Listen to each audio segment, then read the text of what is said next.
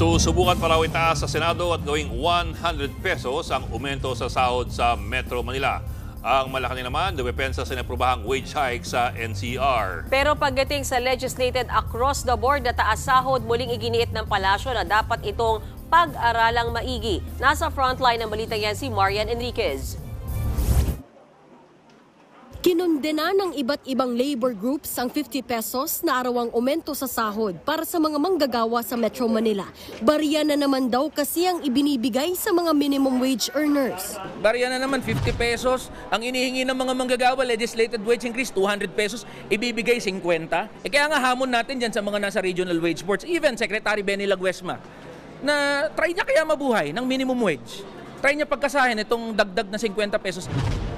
Ayon sa Trade Union Congress of the Philippines Party List, niwala pa sa kalahati ng 200 pesos wage hike na kanilang inihain sa Kamara ang inaprubahang 50 pesos na aumento.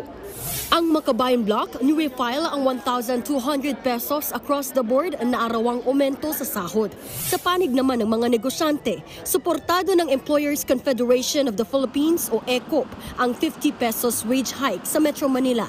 Hindi naman daw magdedesisyon ang Regional Wage Board na magreresulta sa kawalan ng trabaho o pagtaas ng inflation rate. Saka reality check lang, barya-barya. Sabi ko nga sa iyo, yung barya-barya na yan, magmula nung mag-umpisa yung Regional Wage Board, yan, pinakamababa ang minimum wage natin dito sa rehiyon. Ngayon, pinakamataas na tayo rito sa rehiyon na. So, yung sa barya-barya na yan. Welcome naman sa Senado ang aumento sa sahod, pero naniniwala si Senator Jinggoy Estrada na deserve raw ng ating mga kababayan ang mas mataas pa. Kaya muli niya raw ihahain ang 100 pisong wage hike sa 20th Congress. Dinipensahan naman ng palasyo ang NCR Regional Wage Board sa pag-aproba sa 50 pesos na wage hike. Dumaan naman daw kasi ito sa masusing pag-aaral. Pagdating naman sa legislated wage hike, yan daw ang masusing pag-aaralan ng pamahalaan. Pag-aaralan ito kung kakayanin ba talaga.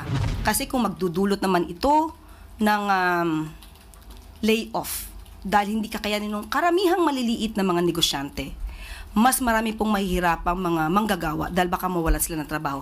Kaya po lahat ng ito ay pag-aaralan para sa ikabubuti po ng lahat. Nagbabalita mula sa Frontline, Marian Enriquez, News 5. Mga kapatid, Ed Lingaw po, maging maalam at may pakialam sa mga napapanahong balita sa ating bansa.